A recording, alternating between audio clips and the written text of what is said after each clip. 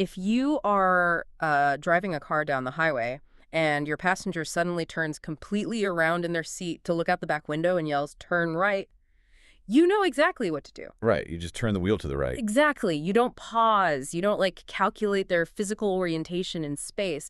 But if you are standing on the deck of a boat and someone yells, "Right," doing the wrong thing could, well, literally sink the vessel. Oh, absolutely. It's a profound shift. Yeah. So today we're exploring why the water entirely rewrites the rules of language. Because the moment you step off a dock, the physics change. The ground beneath you is in constant motion, and the relative directions we rely on every single day become, honestly, incredibly dangerous. Which means you have to adopt an absolute spatial awareness. Exactly. You have to totally rewire your brain. Okay, let's unpack this. We are looking at a living, breathing language built around the anatomy of ships. The bow, the stern, port, starboard, the aft, the rudder. Right. And our mission for this deep dive is to really decode this secret language of the sea for you. We want to transform you into a well-informed navigator who understands not just what these terms mean, but, why they are critical for survival on the water. Because to really grasp why this highly specific vocabulary exists, we have to look at the vessel as a cohesive machine. Form follows function in, well, the most unforgiving environment on Earth. You say, let's frame this whole conversation around a single journey. Imagine a ship sitting at the docks, about to leave the harbor and head out into the open ocean. Okay, I'm picturing it. Before anyone even speaks a single command, the physical shape of the boat is already dictating the terminology. Oh, for sure. A boat isn't just a floating container. Every single curve, every sharp angle, it's all been engineered over thousands of years to interact with fluid dynamics. Let's start at the very front of the ship, which is called the bow. Visually, the bow is designed to be highly streamlined, right? Yeah, it features this narrow, really aggressive V-shaped hull. I always picture like a sharp chef's knife. Its entire structural purpose is to minimize drag and slice cleanly through heavy water. That's a great analogy. And there's also a specific section called the prow, which is the part of the bow that extends forward and curves slightly upward above the waterline. And that upward curve isn't just for show. No, not at all. Combined with massive structural reinforcement, it's doing a tremendous amount of unseen work. The bow has to absorb the intense, relentless impact of crashing waves without shattering. Which is terrifying to think about, but it also serves a diagnostic function too, right? Yes. If you are a rescuer approaching a distressed vessel, the specific angle of that prow gives you instant crucial data. Oh, wow. Yeah, the way the bow is sitting in the water tells you immediately if the boat is still floating freely or, taking on water. Or if it has run aground on a reef. Exactly. It's a visual distress signal built right into the architecture. That makes the contrast with the back of the boat even more extreme. The very back is called the stern, and it is the complete structural opposite of the bow. It really is. Where the bow is sharp and narrow like that chef's knife, the stern is much wider, flatter, and far more rounded. It looks more like the heavy, motorized handle of an immersion blender. I love that. The immersion blender, the chef's knife. Right. But I have to push back on this design from a fluid dynamics standpoint. I mean, I get that the stern houses the engines, but dragging a massive flat surface through the water seems incredibly inefficient. It does seem that way, yeah. Doesn't a wide back end just create a massive amount of drag? Like, is it just a necessary evil? Well, it is a necessary evil, but it is a brilliantly engineered one. What's fascinating here is how naval architects balance hydrodynamics with the brutally heavy reality of propulsion. Because engines are heavy. Incredibly heavy. Yeah. The stern is the primary operational hub of the ship. It houses the steering mechanisms and the massive power plants. Right, so if you made the stern as narrow and sharp as the bow to reduce drag, The boat simply wouldn't have the buoyancy to support all that cast iron and steel. The rear of the ship would just sink. so you were basically strapping a massive flotation device to the back of the knife just to keep the machinery from dragging you to the bottom. Precisely. The wider, flatter, rounded shape provides maximum displacement, which creates the necessary buoyancy. Huh. But it goes deeper than just floating. The stern usually features a downward slope toward the back, which is critical for something called waterline inclination. Okay, let's pause on that. Waterline inclination, meaning the angle at which the entire boat rests in the water from front to back. Yes, exactly. If you don't perfectly balance that heavy, buoyant stern against the wave-slicing bow, the boat will essentially plow into the water instead of gliding over it. That sounds bad. It's very bad. If the stern isn't buoyant enough, the boat squats in the rear, forcing the bow up into the air. Yeah. Then it catches the wind and slams down violently on every wave.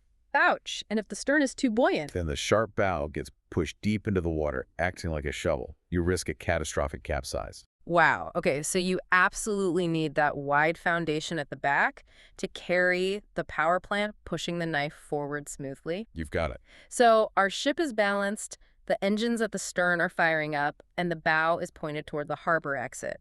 But now we have to actually navigate out of the docks. Here comes the tricky part. Right, which brings us back to the cognitive trap of left and right. If I'm standing face to face with you on the deck, my right is your left. Exactly. So if the captain yells left, half the crew turns one way, half turns the other, and we crash into the pier. This is the mental hurdle that catches everyone. We are conditioned to think of direction relative to our own bodies. But out on the water, the directions have to be absolute. They are fixed to the structure of the ship itself. Here's where it gets really interesting. When you are standing on the boat and facing forward, like looking at the sharp bow, the left side of the boat is always called port. And the right side is always called starboard. And I know there are mnemonics to remember this for those of you listening, like the fact that port and left both have 4 letters, which is a great trick. It's a classic for a reason. But I have always wondered about the actual history here. Why these specific unusual words? Why starboard? Oh, the history perfectly illustrates why these terms are absolute. If we trace starboard back to its Old Norse and Old English roots, we find the word steerboard. Skewerboard. Yeah.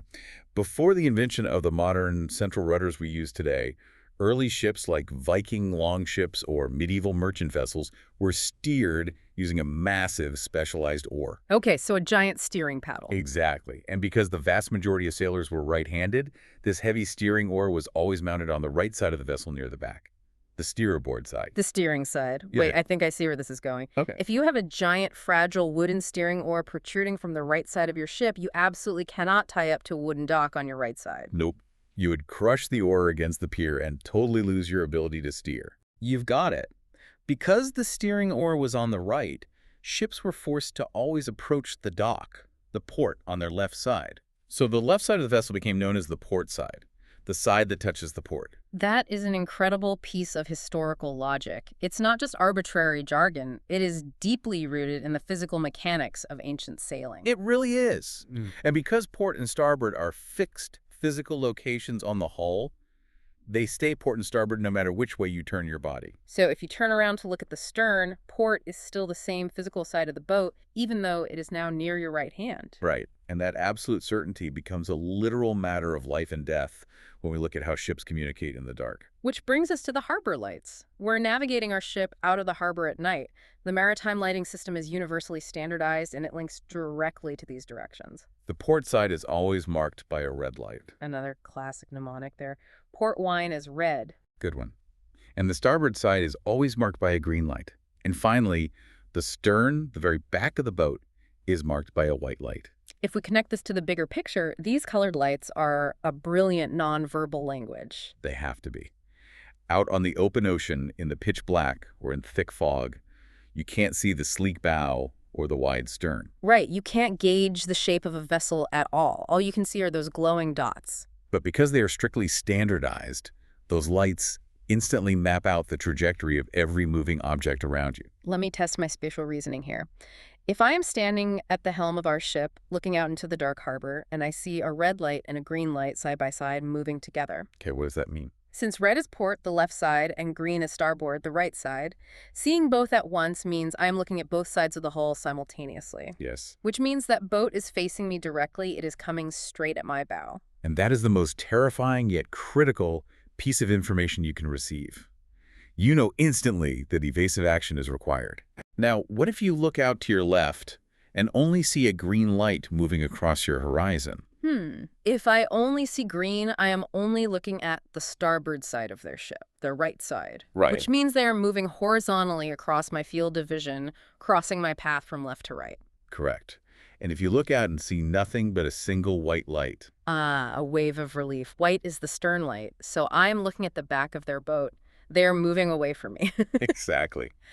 For you listening right now, the next time you are standing near a harbor at night, use this exact trick. It completely demystifies the water. It turns what looks like a chaotic jumble of floating Christmas lights into a highly organized, readable map of traffic. You are literally reading the language of the harbor. It is deeply satisfying once you crack the code. It transforms the chaos into a structured grid. So we have successfully navigated the dark harbor, and our ship is out on the open ocean. Let's zoom in on the back of the vessel again, because the terminology gets highly specific here. It really does. We talked about the stern being the wide, flat rear end, but another term constantly thrown around is the aft. No, wait, is the aft just a synonym for the stern? Not quite. The literature draws a strict line between them. Let me try an analogy to parse this. Is the aft basically a zone, like the general backyard of a house, while the stern is the actual physical back fence? Oh, that is an excellent way to conceptualize it. The stern refers specifically to the absolute structural boundary. A physical wall where the boat ends and the water begins. Yes. But the aft describes a much broader spatial section. It is the entire rear hemisphere of the vessel. So that includes the aft decks, the seating areas, and all the functional zones built into the back. Exactly. That makes sense, and it explains why the aft looks wildly different depending on the specific dialect of the sea you are speaking. Sure, I mean, on a luxury yacht, the aft is a beautiful open deck with couches and a dining table. But on a massive cargo ship, the aft is highly industrial. It's the staging area for heavy machinery. Or consider a naval vessel, where the aft section might be completely flattened and reinforced to serve as a landing platform for military helicopters. Wow, yeah. But regardless of what sits on top of the aft deck, there is a universal, rather grim reality about what happens underneath it. Yes, the bilge. The bilge.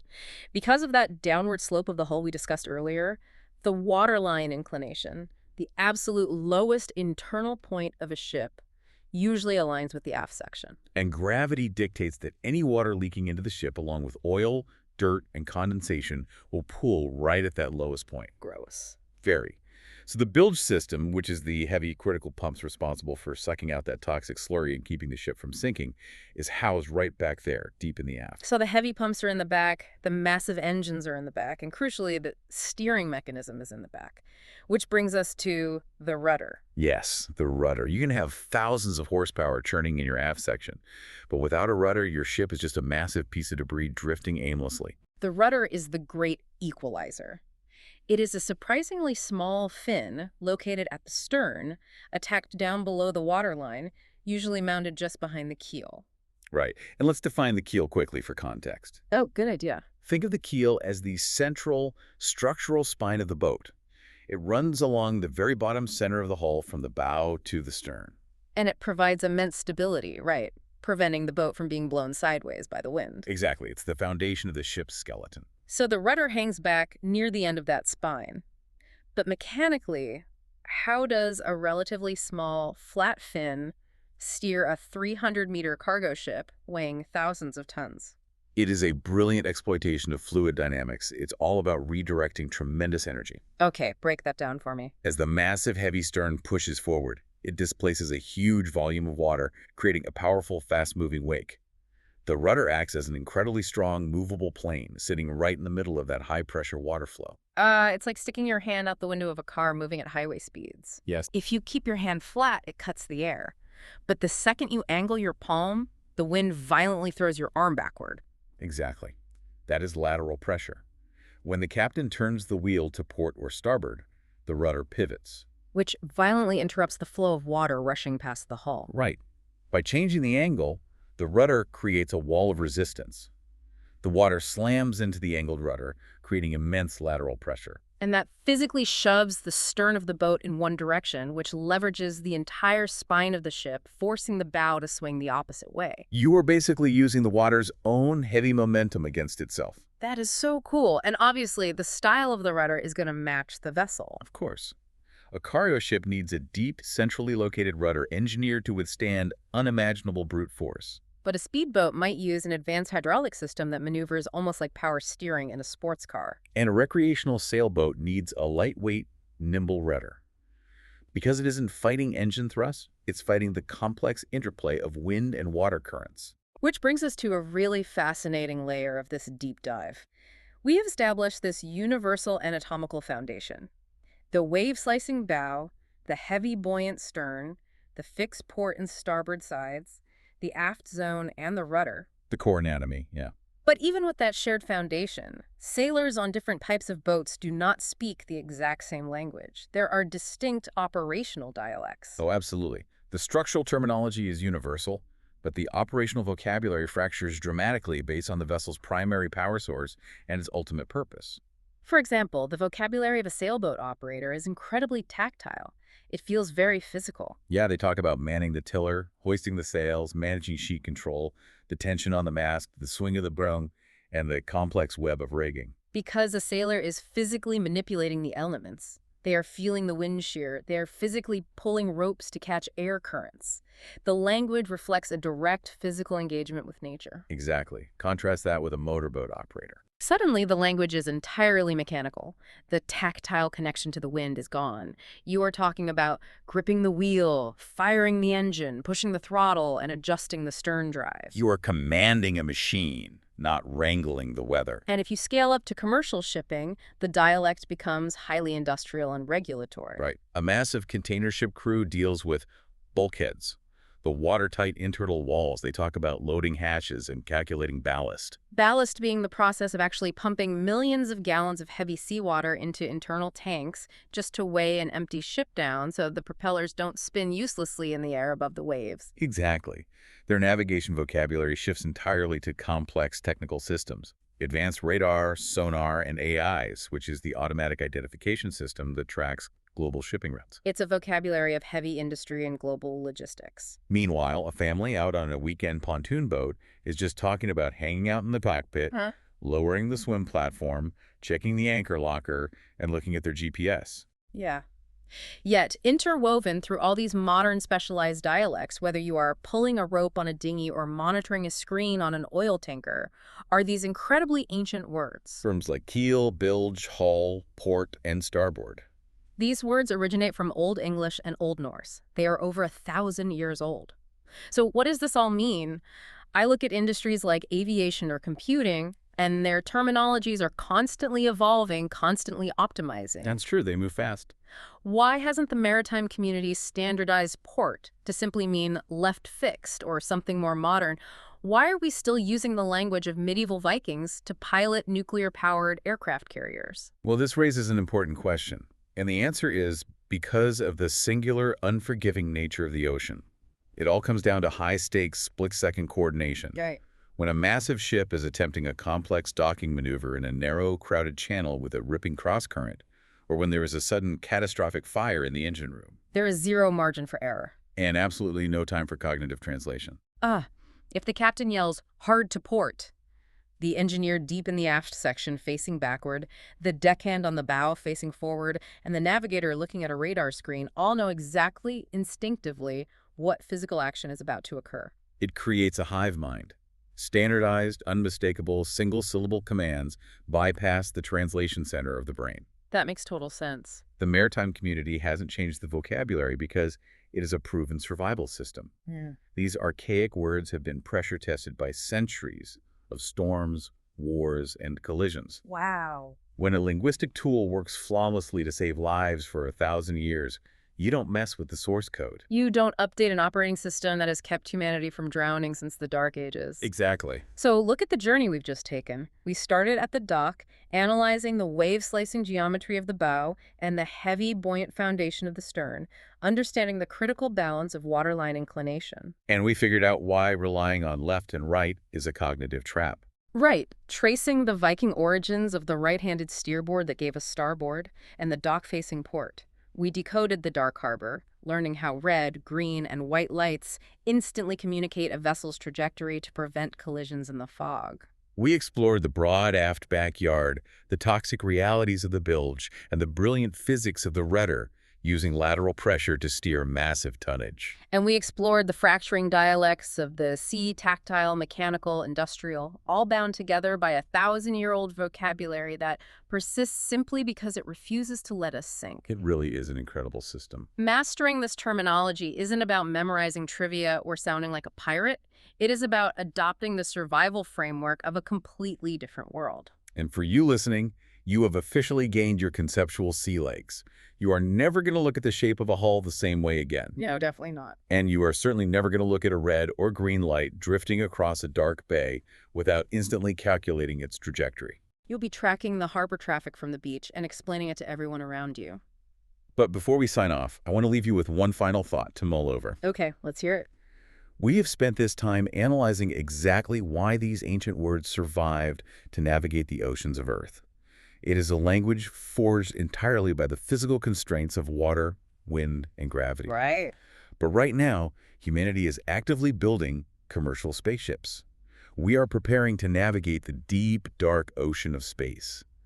Will we adopt this exact same maritime language for our starships? Oh, And if we do, without heavy water to slice through, without wind to catch in our sails, and without a downward gravitational pull to dictate where our bilge goes, will terms like hull, bow, and rudder hold any real meaning? Or will they become ghosts of the ocean, floating forever in the vacuum of the cosmos?